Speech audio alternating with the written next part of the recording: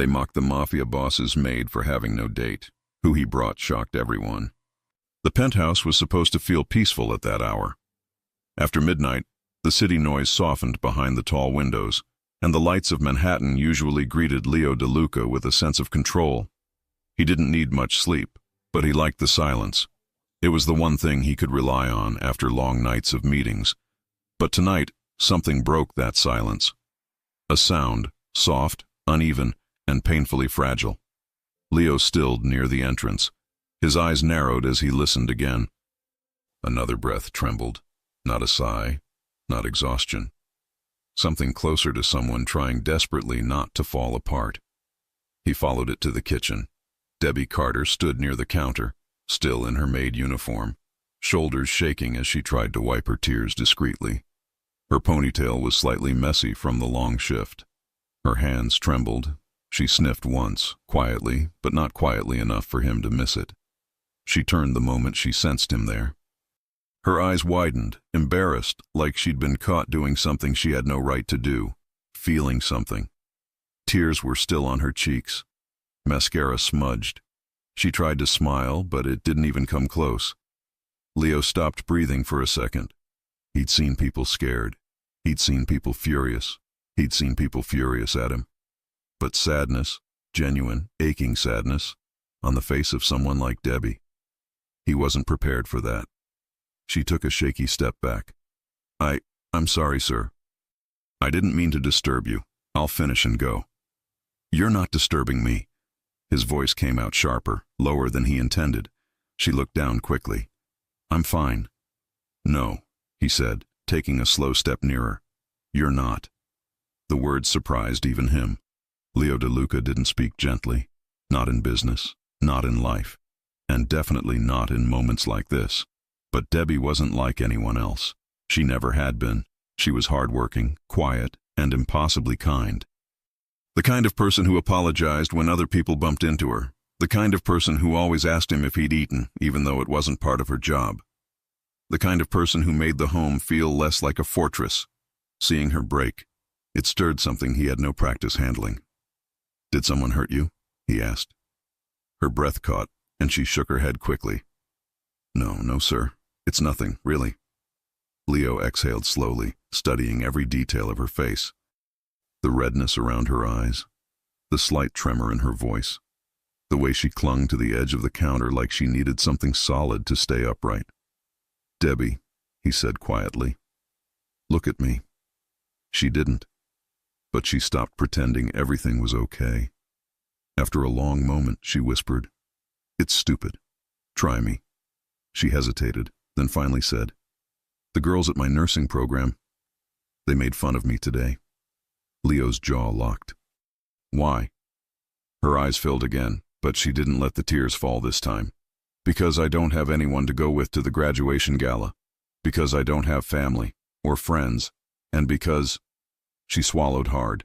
Because they think I'm pathetic for working as a maid. His anger rose instantly, silent but sharp. Who are these girls? It doesn't matter, she said quickly. They're the ones everyone listens to. They said things they shouldn't have. I tried to laugh it off, but it hurt more than I expected. She paused, then added softly, I've never gone to any school event before. I guess I thought maybe this year would be different. Her voice cracked. It wasn't. Leo's stomach tightened in a way he wasn't used to. And you? You said nothing? She shook her head, ashamed. I never know what to say back. Of course she didn't. Debbie wasn't built for confrontation, and she shouldn't need to be. He leaned against the counter, trying to ease the tension in his voice. So you're not going? No, there's no point. She tried a small laugh. I was looking online for dresses earlier, just to see. I even found one red one I thought was beautiful. But I don't know what I was thinking. I can't go. I can't afford it. I don't have anyone to go with, and I don't want to show up looking alone and out of place. The mention of the dress, red, lodged itself in his mind. Leo opened the fridge out of habit, maybe to give himself a second to think. He grabbed the first bottle he saw. Coffee creamer. Debbie blinked, confused, then sniffled a tiny laugh. That's not milk, sir.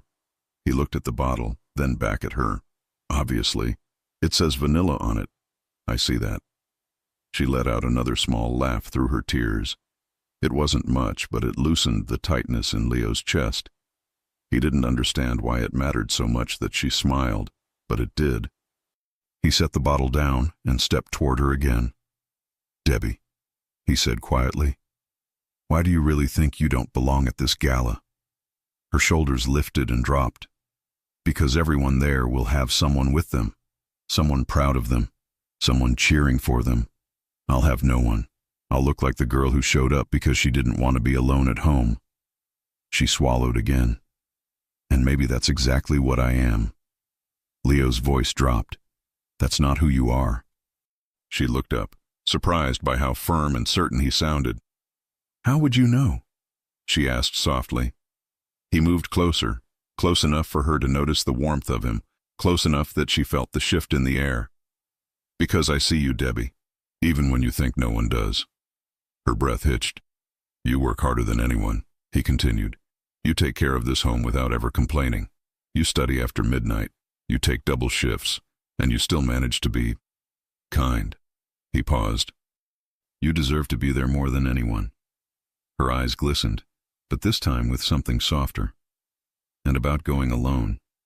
Leo's voice lowered. "Who told you that's the only option?" Debbie blinked. I don't have a date." He leaned in slightly. "Are you sure?" His tone changed, deeper, quieter, carrying something she had never heard from him before, something that made her heart pound in her chest. Before she could respond, he straightened. "We'll talk tomorrow," he said, his voice steady again. "Don't make any decisions tonight." He turned to leave, but paused in the doorway. "And Debbie?" She looked up. "Next time someone makes you cry," he said, "I want to know their names." Her lips parted, stunned, not by the words, but by how much he meant them.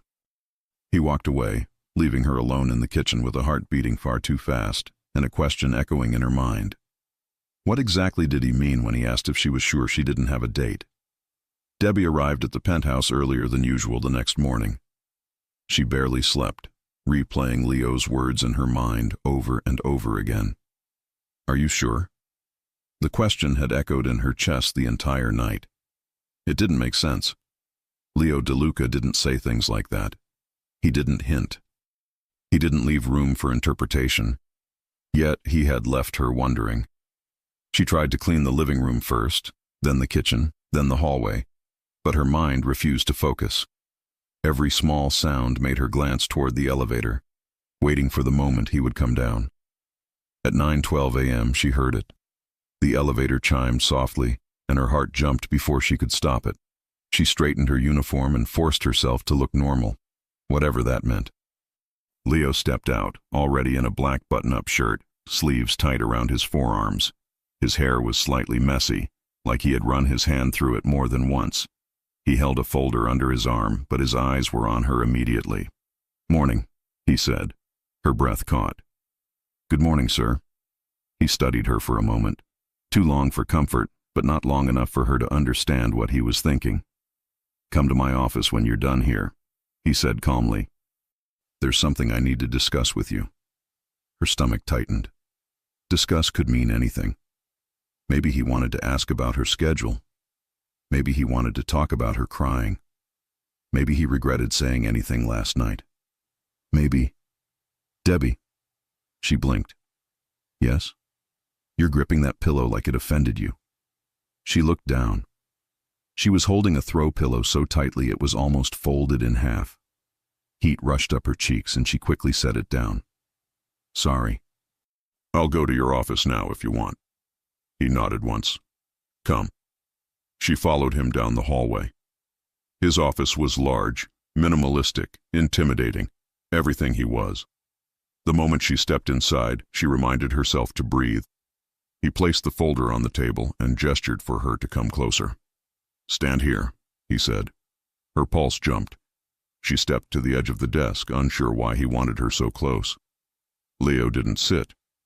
Instead, he leaned back against the desk, arms crossed, eyes fixed on her with an intensity that made her shift her weight from one foot to the other.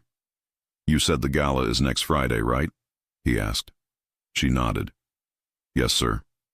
What time? 7. What's the location? She hesitated, then told him the name of the university's ballroom. He nodded slowly, as if committing every detail to memory. Debbie didn't understand why he needed to know this much. He uncrossed his arms, stepped forward, and stopped only a foot away from her. Do you still plan on skipping it? Debbie lowered her eyes. I don't know. That's not an answer. I just don't want to embarrass myself again.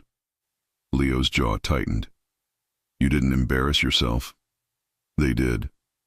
Her lips parted slightly, surprised by how firmly he said it. He took another step, close enough that she could feel the warmth from his body. And if you went, he asked, who would you go with? I told you. I don't have anyone. Maybe you do. Her breath hitched. She slowly lifted her eyes to meet his, but he didn't look away. There was something in his gaze that made her chest tighten. Something heavier than kindness and deeper than concern. Sir, she whispered. Leo. She froze. He had never asked her to call him that. It's okay, he said quietly. Say it. She swallowed. Leo. The way his name sounded in her voice made his expression shift almost imperceptibly, like he felt something he wasn't expecting. Good, he murmured. Now answer me.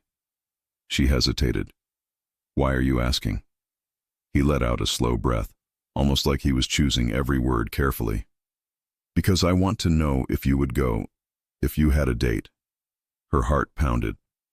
I don't know. I've never gone to anything like that. I don't even know what to wear.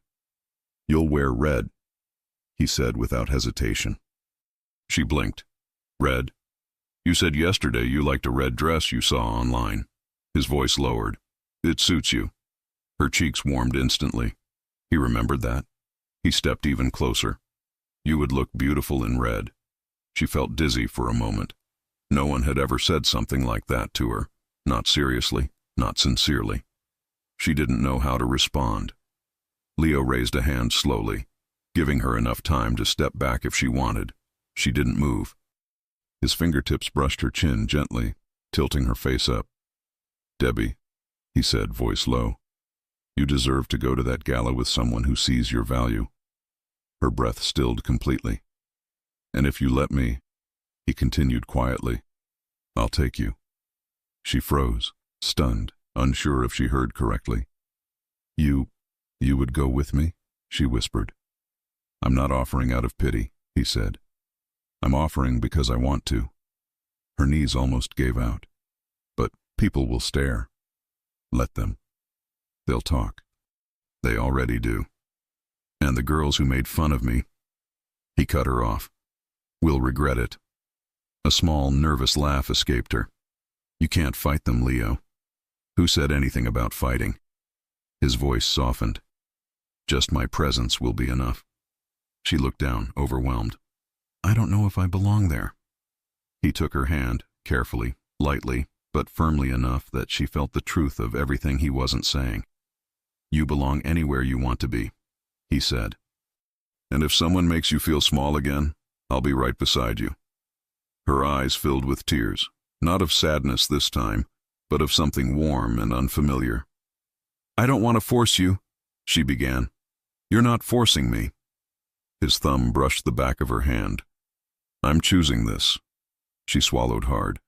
Then, I guess, yes, I'll go. His gaze dropped briefly to her lips before he caught himself and straightened his posture. Good, he said, voice lower than before. I'll make arrangements. She nodded, breath shaky. Then he added quietly, and Debbie, don't look so nervous. Next Friday will be a good night. She tried to smile. If you say so. I do. He let go of her hand, slowly, like he wasn't fully ready to release it. She turned to leave. But before she reached the door, he spoke again. Debbie? She looked back. You still don't know the effect you'll have when you walk in wearing that red dress. Her cheeks heated instantly. He gave a small, knowing smirk, rare, subtle, and devastating, and she left the office with her heart pounding uncontrollably. But one thought followed her all the way down the hallway. What exactly did he feel when he offered to take her? And why did it feel like he meant more than he said? The rest of the week passed in a strange mix of routine and nervous energy. For everyone else, nothing seemed different. The staff came and went. Calls were answered.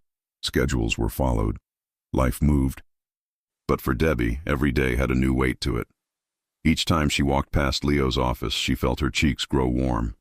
Each time she heard his voice down the hall, her chest tightened.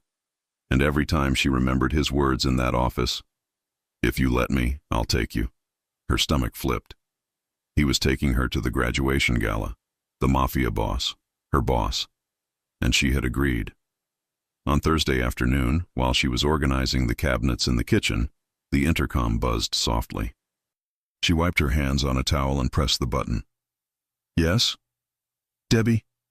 Leo's voice came through, calm and steady. "Come downstairs. The driver is waiting." She froze. "Downstairs?" "I told you I'd make arrangements," he said. "You need a dress." Her heart skipped. "Now?" "Yes. Bring your bag if you have to leave straight after. I'll handle the hours.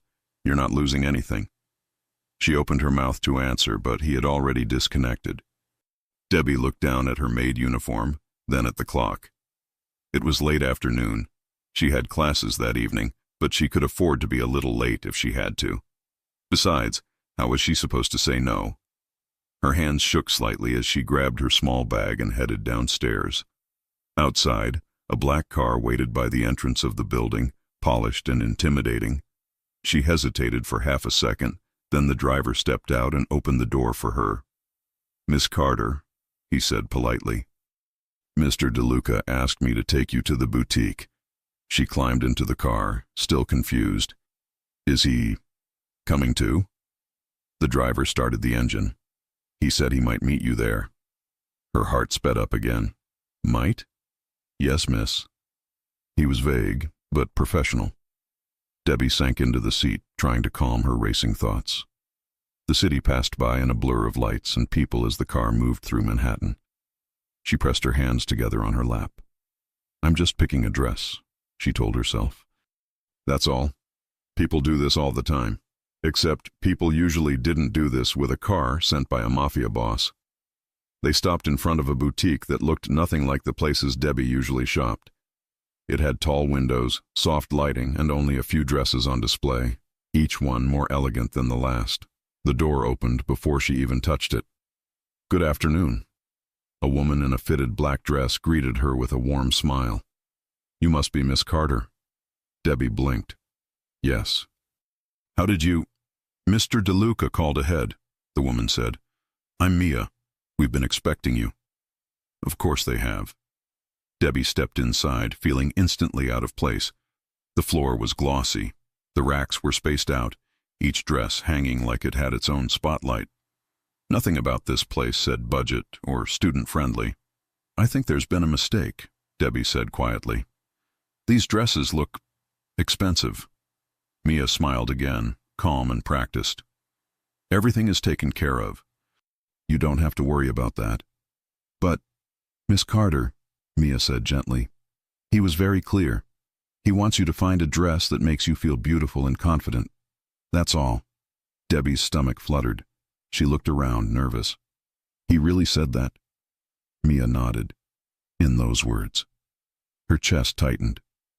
"Come," Mia continued. "Let me show you a few options. He mentioned red." Of course he did.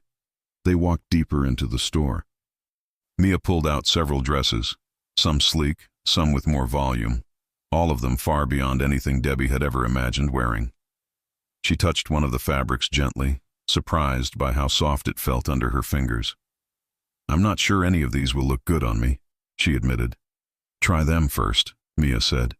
"It's never as bad as we think." Debbie smiled weakly. "You've never seen me trip in heels?" Mia laughed. "We have straps for that too." They moved into a fitting area with a large mirror and soft lighting that made everything look warmer. Debbie took a deep breath and tried on the first dress. It was nice, but not right. The second one was too tight. The third one washed her out. She stepped out of the fitting room in each one, and Mia tilted her head thoughtfully every time. Pretty, Mia said once. Not bad, she said another. Almost, she added with one more. But none of them felt like her. Then Mia held up the last dress. A deep, rich red. It was elegant, with a fitted bodice and a skirt that flowed down in a smooth line. It had thin straps and a gentle neckline, enough to make her feel like a woman, not a child, but still modest enough that she could breathe. Debbie stared at it. I don't think I can pull that off, she whispered. Mia shook her head. I think this is the one you were meant to try first. She handed it to Debbie with a small smile. Just put it on. If you don't like it, we keep looking. No pressure. Debbie nodded slowly and stepped back into the fitting room. Her hands were a little unsteady as she changed, but the fabric slid over her body with surprising ease. It hugged her in the right places and fell gracefully in others. She smoothed her hands over the front, took a breath, and turned to face the mirror. For a moment she didn't recognize herself. The dress made her look grown, confident. Her shoulders looked straighter, her waist more defined. Her skin seemed warmer against the color. Her eyes stood out more, framed by the red. She swallowed. This was not a girl who blended into the background. This was not the girl who cleaned floors and got ignored. This was someone else. Are you okay in there? Mia called softly. I think so, Debbie answered. Her voice sounded different too. Can I see? Debbie hesitated. Okay. She opened the door slowly and stepped out. Mia's smile widened immediately. There she is. Debbie blushed. Is that good or bad? Good, Mia said. Very good. Debbie turned toward the mirror outside, looking at herself from another angle. She smoothed the fabric nervously. It feels strange. Strange how? Mia asked. Like this is someone I'd see walking next to him, Debbie said before she could stop herself. Not me. Mia tilted her head. Maybe that is you. You just haven't seen her yet. Debbie laughed softly, a little shy. Before she could answer, she heard the sound of the front door opening. Footsteps followed. Calm, steady, familiar. Her heart dropped to her stomach. Mia's expression flickered into something like surprise and then into a trained smile. I'll be right back, she murmured before walking away. Debbie stood there, frozen in the red dress, staring at her reflection with wide eyes. Of all the moments for him to arrive, it had to be this one. She heard his voice a second later. Is she here? In the back, Mia answered politely. She's trying something on. His steps moved closer. Debbie's pulse raced.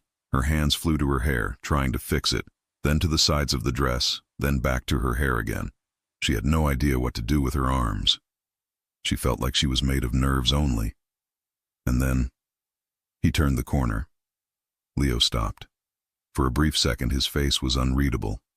No words, no movement. His eyes started at the bottom of the dress and slowly moved up, over the soft line of the fabric, the way it shaped her waist, the curve of her shoulders, the faint flush on her chest from being so nervous. Finally, his gaze reached her face. He didn't say anything.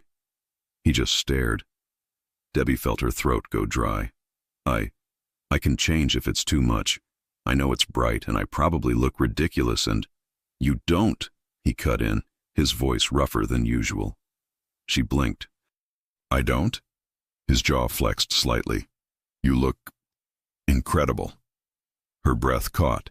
Mia stepped back discreetly, giving them space. Leo took a slow step toward her, then another. He stopped a few feet away, close enough to see every small detail of her face. It fits you perfectly, he said, like it was made for you. Debbie tried to laugh it off, but it came out shaky. I don't know how to stand in it. My legs feel weak. Leo's lips twitched. That happens sometimes. To who? She asked softly. His eyes stayed on hers.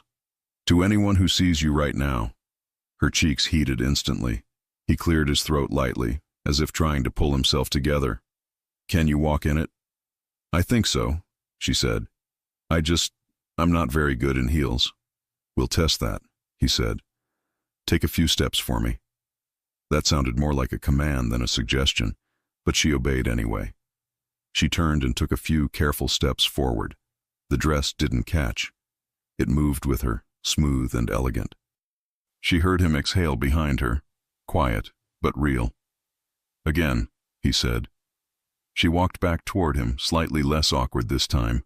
The skirt swayed just enough to give a glimpse of the way it followed her body. He watched every movement. When she stopped in front of him, she felt his gaze on her like a physical touch. "What do you think?" she asked, voice low. "I think," he said slowly, "every person in that room will look at you first when we walk in." Her heart slammed against her ribs. "That sounds terrifying." "It sounds accurate," he replied. She laughed nervously. "I've never owned anything like this in my life." "You do now," he said. "We're taking it." Debbie's eyes widened. "Leo, no, this is too much. I can't let you pay for this." "You can, and you will," he said, tone gentle but final. "It's not up for debate." "But," he stepped closer, lowering his voice, "this is not a favor. This is me making sure that when you walk into that gala, no one will ever forget it." Her breath hitched again. Mia returned with a box of shoes. "We'll need a pair of heels to match. Nothing too high, since she'll want to survive the night." Leo gave a small nod. "Reasonable." Debbie tried on a pair of red heels with a secure strap around the ankle. She walked slowly, and to her surprise, she didn't slip or trip. "See?" Mia said. "You're fine." "I feel like I might fall at any second," Debbie replied. "If you do," Leo said calmly, "I'll catch you." She looked at him. He held her gaze, completely serious. For a brief moment, everything else in the boutique faded into the background. It was just her, in that red dress, and him, standing too close, looking at her like she was not just another person in his world, but the only one in the room. Her heart pounded so hard she was sure he could hear it. Mia broke the silence. "I'll start the paperwork." Leo nodded without taking his eyes off Debbie. "Thank you." When Mia walked away again, Debbie whispered, "You really don't have to do all this." He moved a little closer. "You keep saying that, and I'll keep ignoring it." She gave a tiny smile. "You're very stubborn." "Only when it matters." Her chest warmed. "And this matters?" His eyes softened in a way that made it hard for her to breathe. "More than you think." She didn't know what to do with that answer. She only knew that her body felt too warm, her dress suddenly too real, and the distance between them too small. "Go change," he said quietly after a moment, his voice lower. "We'll have the dress and shoes sent to the penthouse. You still have class tonight, right?" She nodded. "Yes." "Then you shouldn't be late." She turned to head back into the fitting room, her heart still racing. Before she stepped inside, he added, "Debbie." She looked over her shoulder. His gaze moved over her one more time, like he was trying to memorize the image. "Next time you wear that dress," he said, "I won't be seeing it in a boutique. I'll be walking into that gala with you." Her throat tightened. "And what will you be thinking when you do?" He held her eyes, and for once, he didn't hide his answer. "That you're mine for the night," he said quietly, "and that everyone will know it." She stood frozen for a second, heat rushing all the way to her ears. She didn't know how to respond, so she didn't. She just gave a small nod and disappeared back into the fitting room, closing the door with fingers that still trembled. Inside, she leaned her back against the wall and took several deep breaths. "Mine for the night." He had said it so calmly, like it was natural, like it was already decided. And yet, as she looked once more at her reflection in the red dress before taking it off, she couldn't stop the thought that slipped into her mind. What if she wanted to be his for more than just one night? The night of the gala arrived faster than Debbie expected. For the entire week, she replayed the moment in the boutique over and over again. The way Leo stared at her, the way his voice lowered when he said she'd be his for the night, the way her heart nearly burst out of her chest. Now, standing in her tiny bedroom with the red dress hanging on the back of the door, She felt her nerves crackle beneath her skin. She took a deep breath. "It's just a gala," she told herself. "Just one night. Just pretend you belong there." But the truth was clearer. She wasn't pretending. Leo was choosing to take her. She didn't understand the reason, but she felt it. This wasn't kindness. It wasn't obligation. It wasn't pity. It was intentional. She stepped into the dress carefully, pulling the zipper up with shaky hands. The fabric settled against her body like it remembered her shape. She checked herself in the mirror. The deep red color made her skin glow and her eyes brighter. She pulled her hair down in soft waves, added subtle makeup, and tried to steady her breathing. When she slipped on the red heels, she felt taller, stronger, like the version of herself she had never allowed to exist. A soft buzz came from her phone. "Leo, your car is waiting downstairs. Take your time. I'll meet you at the university entrance." Her pulse quickened. She grabbed her small purse and stepped out of the apartment, heart thumping loudly all the way down the stairs. Outside, the sleek black car was already waiting, the driver opening the door for her with a polite nod. "Miss Carter?" She climbed in, clutching her purse, hands trembling just enough to betray her nerves. The ride was a blur of city lights. She barely heard the hum of the engine over the sound of her own heartbeat. She kept rehearsing what she would say, how she would walk, how she would introduce herself, until the car slowed near the grand entrance of the university ballroom. She saw him immediately. Leo stood near the steps, adjusting the cuffs of his black suit. Not just any suit, an immaculate tailored one that fit him so perfectly it looked made for tonight. His hair was styled neatly, shadows from the soft lights defining the sharp lines of his jaw. But it was when he looked up that her breath vanished entirely. His eyes locked on her through the window. For a moment, he didn't move. He didn't blink. He didn't even pretend to hide the way his gaze traveled over her silhouette as she stepped out of the car. Debbie felt her knees wobble, but she held her posture. Leo moved toward her slowly, every step measured, controlled, unmistakably powerful. When he reached her, he stopped close, closer than appropriate, closer than friendly. "Debbie," he said, voice lower than usual. "You look—" She swallowed hard. "Is it okay?" He inhaled just once, as if steadying himself. "It's more than okay." Her cheeks heated. He offered his arm to her. "Ready?" She nodded, slipping her hand around his forearm. The moment her fingers touched him, he flexed slightly, as if holding back something he didn't want to reveal. They began walking up the steps together. She almost tripped on the third step, but Leo steadied her instantly, his hand gripping her waist with firm confidence. "Careful," he murmured near her ear. "You're safe with me." Her heart fluttered. When the ballroom doors opened, music drifted out, soft, elegant, echoing through the hall. They stepped inside, and the room froze, literally. Conversation stopped mid-sentence. Drinks paused halfway to lips. Heads turned at once. Because Debbie Carter, the quiet maid who everyone overlooked, was walking arm in arm with a man who didn't belong to their world, a man who looked like the entire night existed just to watch him walk in. Whispers rose instantly. "Is that—" "No way. She brought him? He's gorgeous. Who is he?" Leo didn't acknowledge any of it. His expression stayed composed, but Debbie felt how his arm drew her closer, claiming her without touching more than necessary. Students stared, professors blinked. Even the staff paused, but the loudest reactions came from the group of girls who had humiliated her earlier. Madison, Harper, Elise. Their eyes widened so far Debbie almost laughed, mouths open, faces pale. One of them actually dropped her drink. Leo noticed them immediately. He leaned in and whispered, "Are those the ones?" Debbie flushed. "Yes, but it's okay. Don't—" He cut her off gently. "I just want to know who I'm ignoring." She laughed despite herself. They continued walking through the ballroom as if they owned the place, though in truth Leo felt like he did.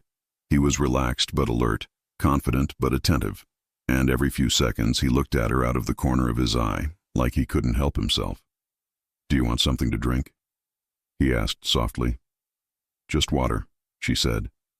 He led her to the refreshment table. Even the student volunteers froze, unsure how to act around him. Leo accepted 2 glasses of water and handed one to her.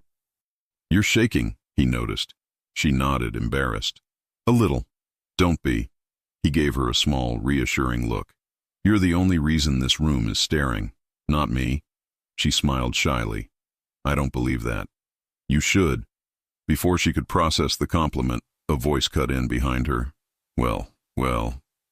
Debbie Carter actually came. Debbie stiffened. Madison stood there with her arms crossed, a tight smile on her face. Harper and Elise behind her. Leo turned, not smiling at all. Madison looked him up and down in a way that immediately irritated Debbie. "And you must be?" Leo raised an eyebrow, unimpressed. "Someone who wasn't talking to you?" Madison blinked. "Excuse me?"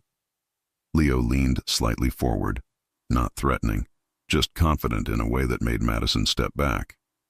"If you're going to approach her," he said calmly, "you'll do it with respect." Harper scoffed. "We were just surprised she showed up."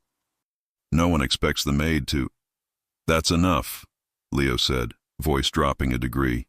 Not loud, not aggressive, just final. The girls fell silent. Debbie felt heat rise to her face, not from embarrassment this time, but from something warm and protective spreading through her chest. Madison cleared her throat awkwardly. "We'll, enjoy the party." They disappeared quickly. Leo turned back to Debbie. "If they bother you again, tell me." She shook her head, smiling softly. "I think they're done." "Good," he said. "I don't like people who waste my time." She laughed lightly, nerves settling. "You didn't have to step in." "Yes, I did." There was no hesitation in his voice. Before Debbie could answer, the music shifted to a slower rhythm. A soft, warm melody filled the air. Leo glanced at the dance floor, then at her. "Do you want to dance?" Her stomach dropped. "Leo, I'm terrible at dancing." His lips curved in the hint of a smirk. "I'll lead." She hesitated only for a second before placing her hand in his. He pulled her gently onto the dance floor. His hand settled on her waist, warm, steady, firm. Her other hand slid into his, fingers intertwining. She felt his breath near her temple, his chest against hers, his presence overwhelming in the best way. They began moving slowly. Debbie looked up at him, nervous. "I'm stepping on your shoes, aren't I?" "You haven't yet." "I will. Then I'll survive." She laughed softly.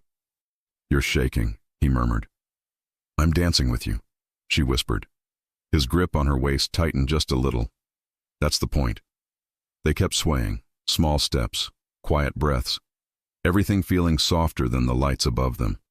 And at some moment, she wasn't sure when exactly, her nerves faded.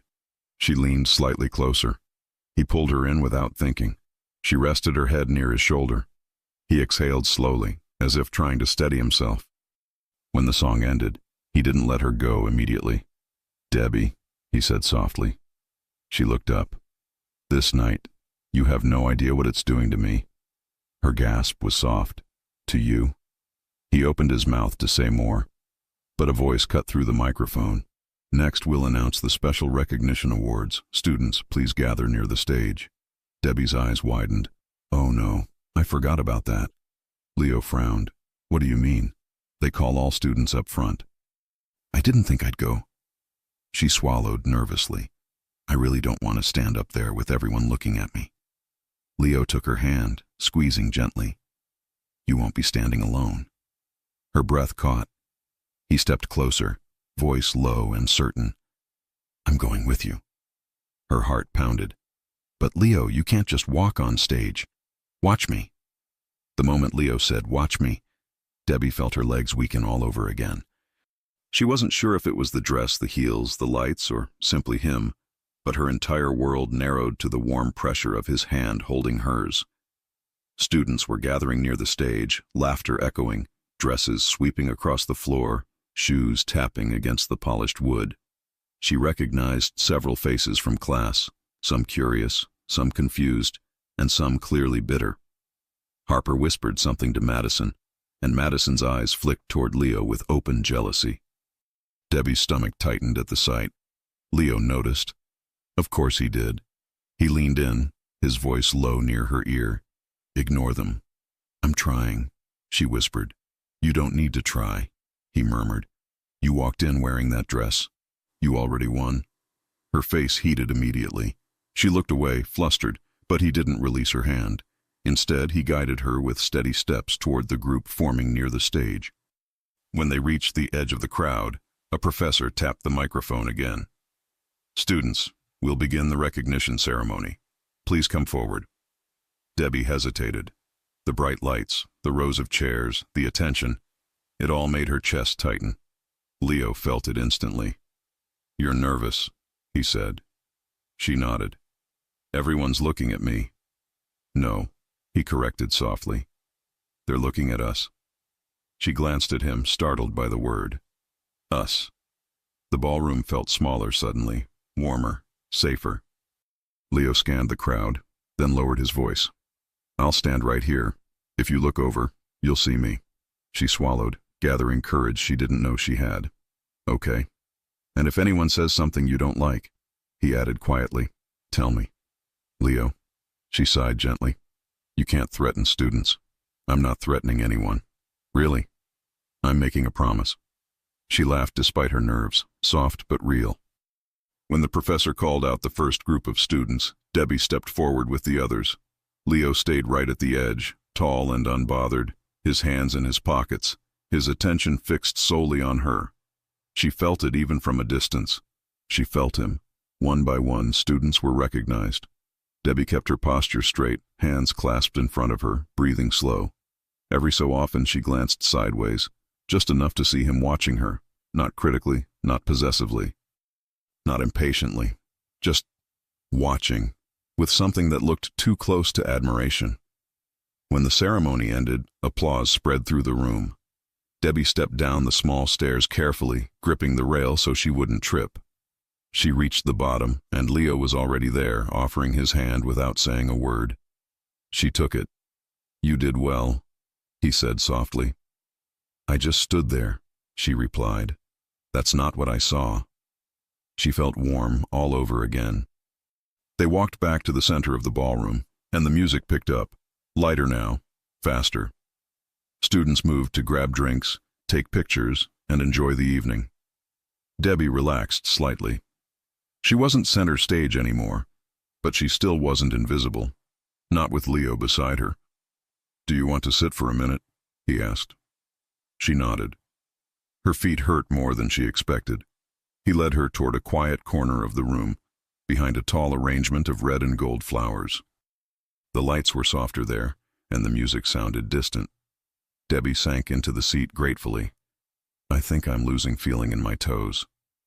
Leo sat beside her, amused. "That's normal." She leaned closer. "Have you worn heels before?" "No," he said, "but I've rescued enough women wearing them to know the signs." She laughed. "This is probably not helping my image as your date." "You're doing fine." She looked at him. "Why did you come, Leo?" He paused. Not long, but enough that she saw it. "I told you," he said eventually. "You shouldn't have gone alone." "But that's not all of it," she whispered. He didn't deny it.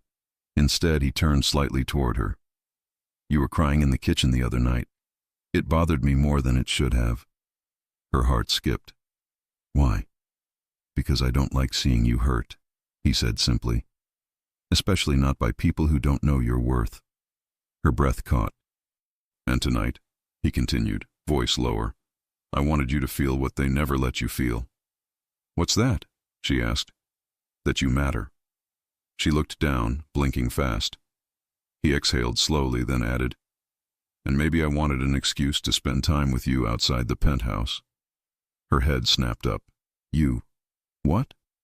"That's not complicated, Debbie." "Feels complicated," she murmured. He smirked softly. She tucked a loose strand of hair behind her ear, trying to calm her heartbeat. But Leo was watching her now, really watching her, like the entire night had narrowed to the space between them. When she shifted her legs, The slit of the dress opened slightly, revealing more of her knee.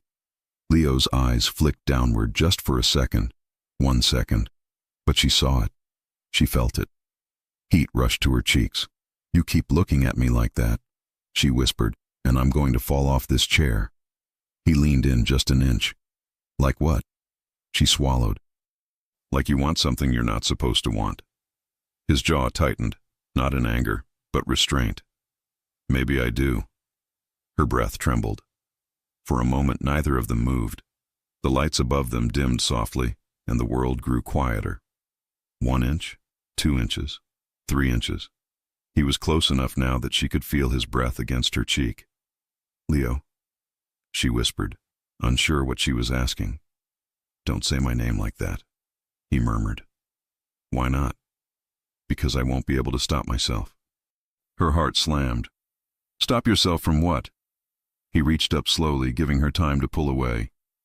His fingers brushed her cheek, soft but certain, tracing the warm flush beneath her skin. "From this," he said, and then he kissed her. It wasn't rushed, it wasn't forced, it wasn't hesitant either. It was the kind of kiss that started gentle but grew stronger within seconds, like he'd been holding himself back for far too long and finally allowed his guard to drop. His thumb brushed her jaw, her fingers curled into his shirt. He tasted like mint and something warm she couldn't name.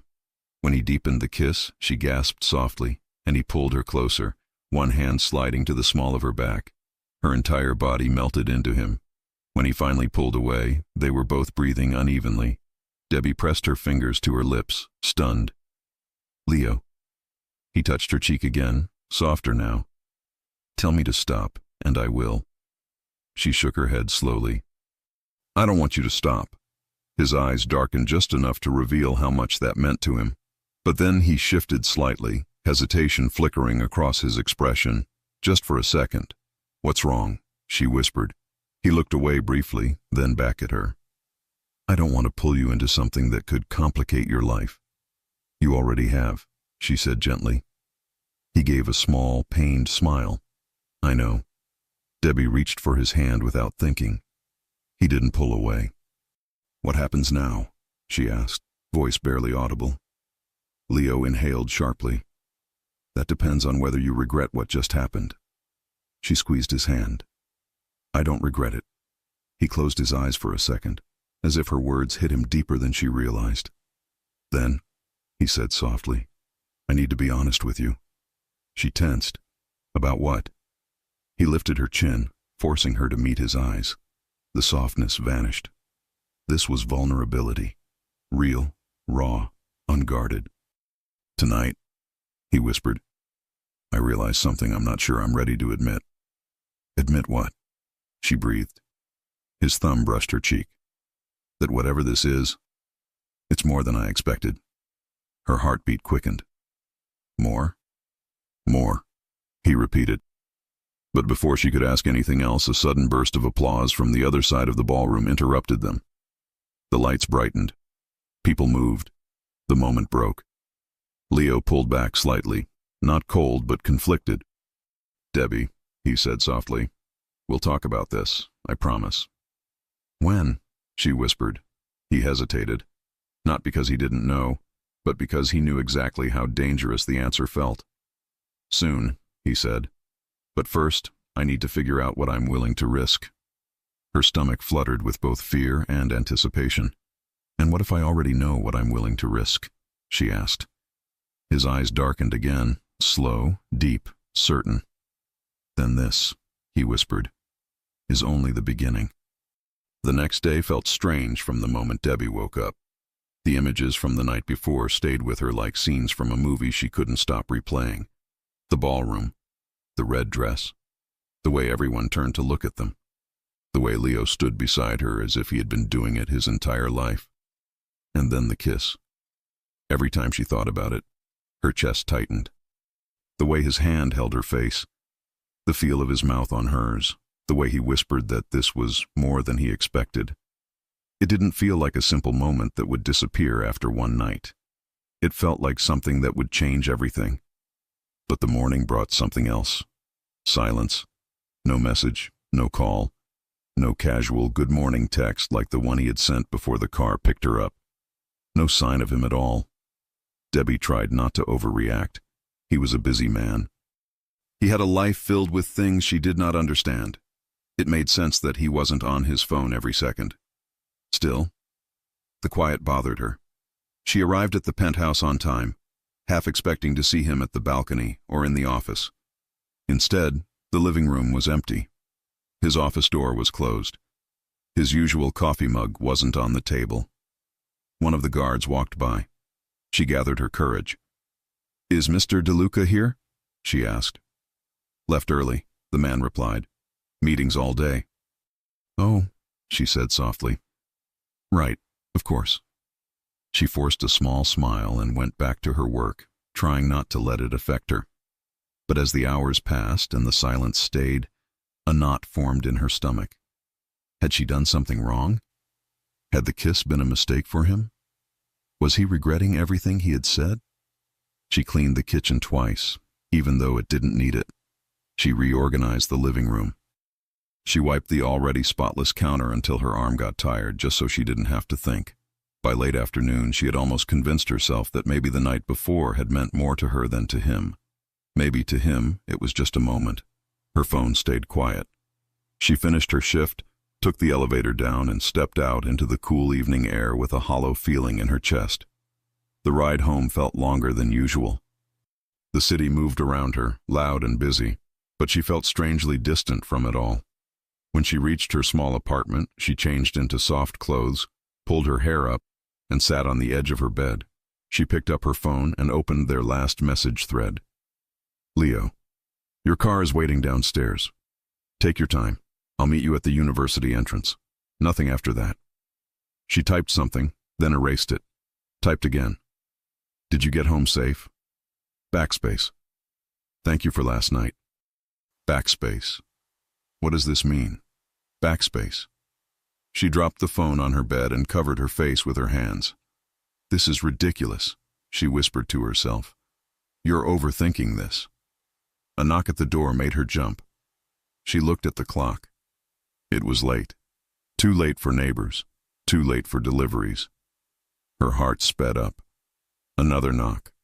Firm, controlled, familiar. Debbie's breath caught in her throat.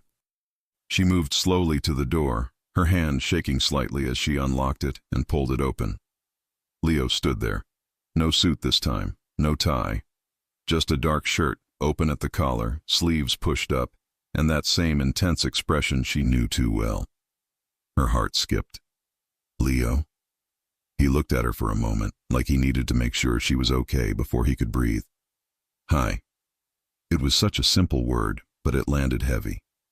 "You're here," she said, still trying to process it. "Yes." She stepped aside, letting him in. "Come in." He walked past her, taking in the small apartment with a quiet glance. It was modest, tiny kitchen, small couch, narrow bed that could be seen from the door. Nothing fancy, nothing dramatic. But it was hers. He turned to her. "I'm sorry I didn't contact you today," he said. "I know you noticed." She let out a small, nervous laugh. "I tried to pretend I didn't." His jaw flexed. "I needed to clear my head." Her chest tightened. "About last night?" "Yes." She nodded slowly, looking down at her hands. "If you regret it, you can say it. I'll understand." He stepped closer. "Debbie." She looked up. He shook his head. "I don't regret it." The air in the room shifted. "Not for a second," he added. Her eyes softened. "Then why did you disappear?" He took a breath, moving closer until there was only a small space between them. "Because I'm not used to feeling like this. And because if I'm going to pull you into my life, I need to be very clear about what that means." She swallowed. "What does it mean?" His gaze deepened. "It means you'll matter to me more than anyone else. And that has consequences." She didn't flinch. "I'm not afraid of you." "I know," he said. "That's one of the reasons this scares me so much." He looked away for a second, then back at her, more open than she had ever seen him. I've kept my life controlled for a long time, he admitted. Work, power, deals, no distractions, no weaknesses. That's how I've managed everything. And then you walked into my house with that shy smile and that uniform and those tired eyes. And somehow you became the only person I look for when I come home. Her throat tightened. Leo. When you laugh in the kitchen with the other staff, I hear it from the hallway, he continued. When you're not there, I notice. I notice when you leave early. I notice when you're exhausted from classes but still finish your work. I notice that you like red and that you always make sure my coffee is fresh, even when you're clearly the one who needs it more. Her eyes filled with tears. And when I saw you crying, he said softly, I felt something I never feel, helpless. I didn't know how to fix it without doing too much. She gave a tiny, watery smile. Buying a red dress and crashing my gala is not doing too little. He huffed a quiet breath that almost turned into a laugh. I realized that. Silence settled between them for a second, gentle, not heavy. Debbie stepped a little closer. So what are you afraid of, really? He looked at her, and the answer in his eyes was honest. I'm afraid of failing you, he said. I'm afraid of not knowing how to be what you deserve. I'm afraid that you'll see every part of my life and decide you were better off before this started. She shook her head firmly. You don't get to decide that for me. His lips curved in a small, almost grateful smile. I work hard for everything I have, she said quietly. I study, I clean, I pay my rent. I cry alone when I have to. I've done that my whole life. If I'm choosing you, if I'm letting myself feel this, it's because I know the risk, and I want it anyway. He stared at her like he was seeing her for the first time, even though he had been watching her all along. You want me anyway, he repeated. Yes. His shoulders dropped slightly, as if he'd been holding something heavy and finally allowed himself to set it down. He reached out, cupping her face in both hands with a gentleness that surprised even him.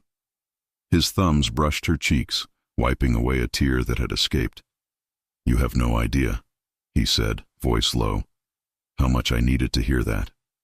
She leaned into his touch, then listened carefully. She placed her hands over his. I'm not asking you to change everything overnight. I'm not asking you to become someone else. I'm asking for honesty, respect, and effort, the same way I give you mine. His gaze didn't waver. I can do that, he said. Can you? She whispered. Even when it gets hard? He nodded once. Yes. He leaned his forehead against hers, closing his eyes for a moment. Last night when I kissed you, he said quietly, I knew I was crossing a line I couldn't uncross. And I still did it. Why? She asked, breath shaky. Because I couldn't stop wanting you. Her heart slammed wildly in her chest. He pulled back just enough to look into her eyes again. I want you in my home, in my life, at my side, not as an employee, not as someone I hide, as my woman. Her breath hitched. Your woman. If you'll have me, he said. She almost laughed at how serious he looked, like he was offering her something dangerous and fragile at the same time. Leo, you're acting like I haven't thought about this every night since I met you. His eyes softened. Have you? Yes, she said simply. Every single night. A slow, genuine smile appeared on his lips. Rare, unguarded, almost boyish. It made her chest ache in the best way. Come here, he whispered. He pulled her gently into his arms and she wrapped her arms around his waist, fitting against him like she had always belonged there. His chin rested lightly on her head. Her face pressed against his chest, hearing his heartbeat. Steady, strong, real. For someone who was supposed to be feared, he felt incredibly human. He held her like that for a long moment, breathing her in, letting the quiet of her small apartment cover them like a shield from everything outside. After a while, he spoke again, his voice soft against her hair. Debbie. I need to ask you something important. She leaned back just enough to look up at him. What is it? He studied her for a moment, then said, "If we do this, if we try, I don't want you to hide us. Not from yourself, not from your life. That means your graduation, your future, the people you care about. They'll know who I am to you." She nodded slowly. "I'm not ashamed of you." His eyes warmed. "Good, because I'm not ashamed of you either. And I don't plan to be." She smiled softly. "Then what exactly are you asking?" "I'm asking," he said, choosing the words carefully, "if you're ready for me to be more than the man who walks you into a gala and buys you a dress." Her heart swelled. "Yes," she said, "I'm ready." He traced the line of her jaw with his thumb. "Even if it means people will talk, even if your classmates say things, even if the staff looks at us differently, let them talk," she said. "They don't live my life. I do." He looked at her like that answer was everything he needed. "Then I'll start making changes," he said. "Not to impress you, to match what you're giving me." She frowned slightly. "What changes?" He hesitated, not out of doubt, but because he knew this promise meant he couldn't go back. "I'll make sure there is room in my life for you and your dreams," he said. "Your classes, your nursing, your future. You will not be a secret. You will not be second place to anything." Her throat tightened with emotion. "Leo." "And when you walk across that stage to get your diploma," he added quietly, "I'll be there, not in the background, not hiding, sitting where you can see me."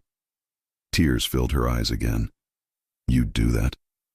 "I want to." She laughed softly through the tears. "You know you're making it very hard for me not to love you." He froze. For a heartbeat, neither of them moved. Then he asked, voice almost a whisper, "Are you trying not to?" She swallowed. "I don't think I've been trying at all." He searched her eyes, and what he saw there made something inside him finally surrender.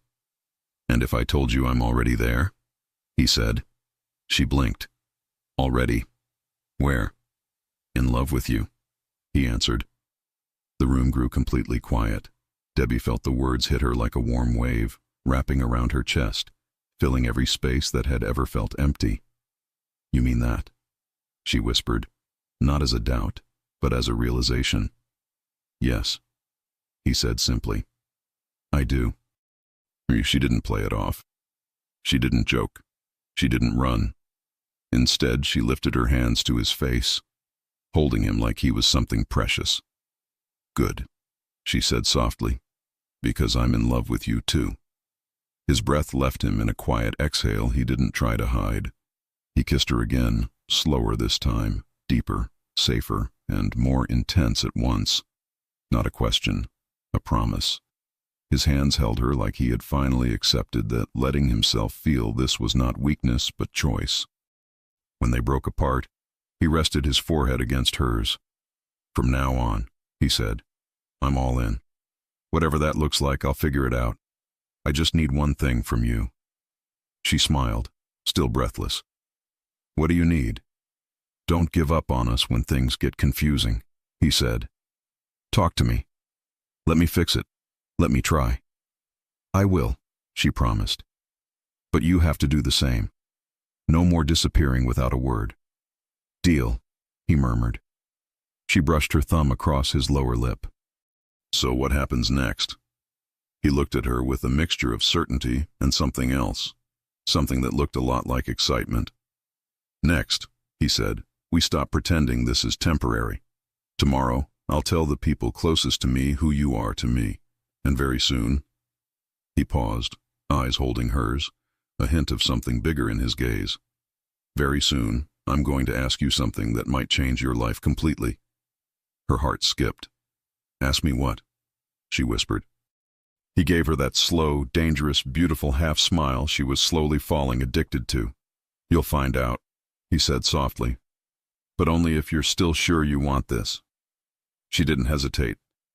"I do," she answered. But as she lay awake later that night, his words replayed in her mind, over and over again. "I'm going to ask you something that might change your life completely. And for the first time in a long time, Debbie Carter didn't feel afraid of what might come next. She felt ready, even if she had no idea what, exactly, he was planning to ask. The next morning, Debbie woke up earlier than usual, heart fluttering with the memory of everything that had happened the night before. The confession, the honesty, the way Leo held her like she was the first good thing to ever soften his world, the quiet promise in his voice when he said he was all in. She had barely slept, but she felt weightless. When she arrived at the penthouse, she expected to see him in his office or the living room, but instead, one of the guards nodded toward the balcony. "He's outside," he said, "waiting for you." Waiting? She stepped through the tall glass doors and found Leo leaning against the railing, the city stretched out behind him. He wasn't dressed for work yet. His shirt was open at the collar. His hair looked like he'd run his hands through it. And his expression softened the moment he turned and saw her. "There you are," he said quietly.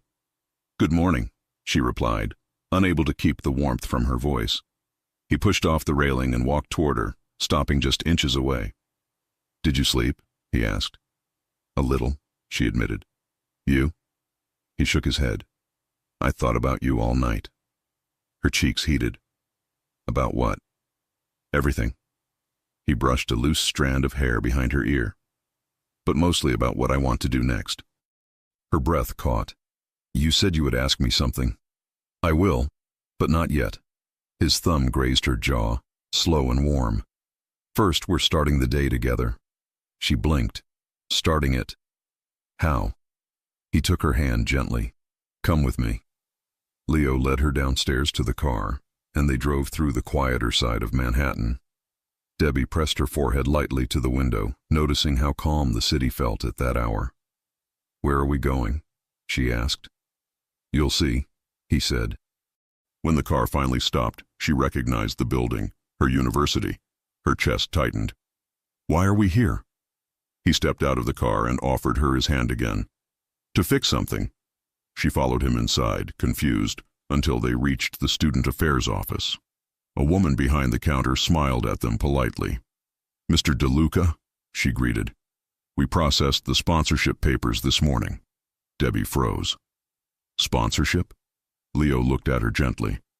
"Your final semester's tuition." "The fees, your books, all covered." Her heart jumped. "Leo, you didn't have to." "I know," he said softly, "but I wanted to. You're working, studying, barely sleeping, trying to carry everything alone. You shouldn't have to." "But," he shook his head, "no conditions, no expectations, just support. You deserve to finish nursing without drowning in debt." Her eyes filled instantly. She wasn't used to someone making life easier for her. She wasn't used to someone thinking ahead for her future. "I don't know what to say," she whispered. He cupped her cheek. "Then don't say anything. Just let me help you." She nodded slowly, overwhelmed, but grateful in a way she couldn't articulate. A world where someone loved her like this felt almost unreal. The following week passed in a blur of warmth and quiet stability. Leo didn't hide anything anymore.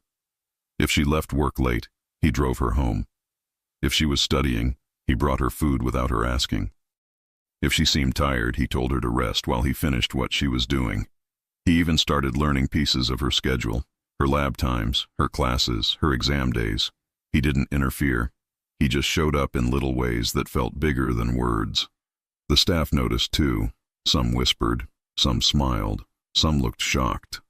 Leo didn't care, and Debbie no longer cared either. In the evenings, they sat together on the sofa, talking about things she never imagined he would share. His childhood, his strict father, the weight of responsibility he never asked for.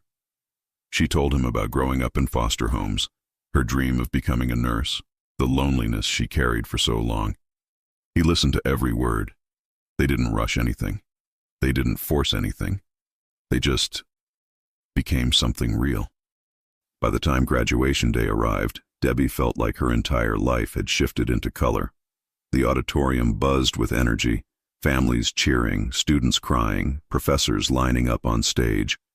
Debbie adjusted her purple stole nervously, her hands shaking as she sat with the other nursing graduates. But instead of feeling alone, she felt something else. She felt looked for. She scanned the audience once, then twice, until she saw him. Leo sat in the 5th row in a dark suit, surrounded by families and students.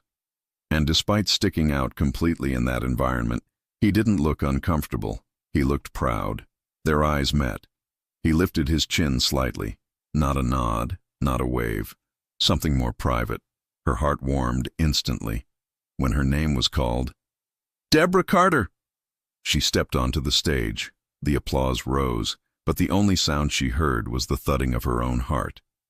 And when she accepted her diploma, she glanced toward the 5th row. Leo was already standing, not clapping politely, standing, like she had done something extraordinary, like she mattered. Her throat tightened. She swallowed hard and smiled, blinking back tears before walking off the stage with her diploma held close.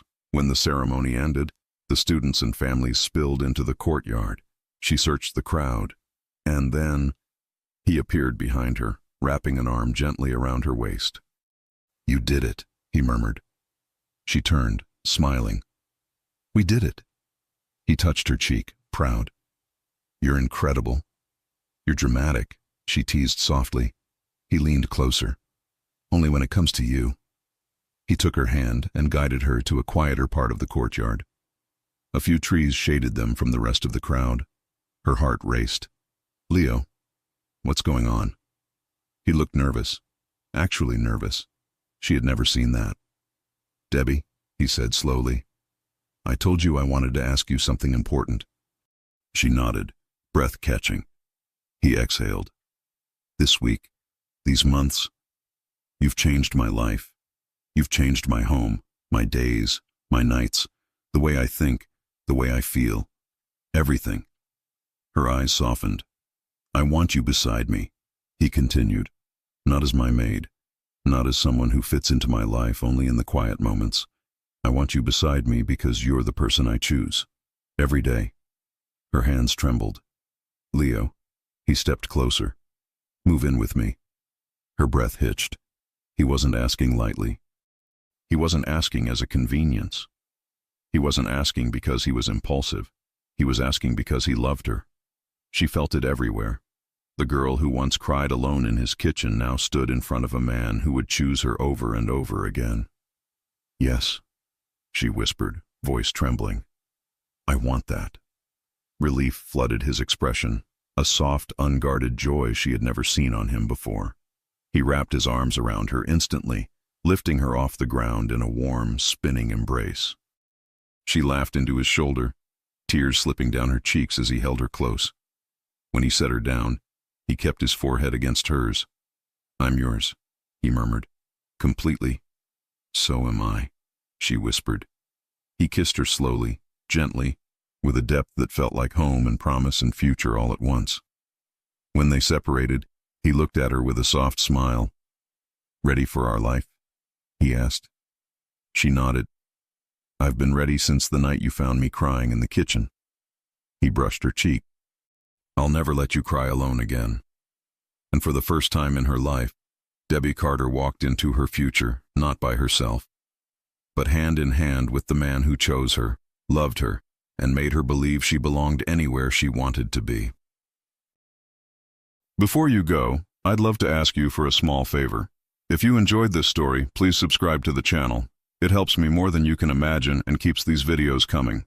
The link is right below the video, and if you're watching on TV, just point your phone's camera at the QR code on your screen. With this simple gesture, you support a creator like me in the most powerful way. Thank you so much, and may God bless you.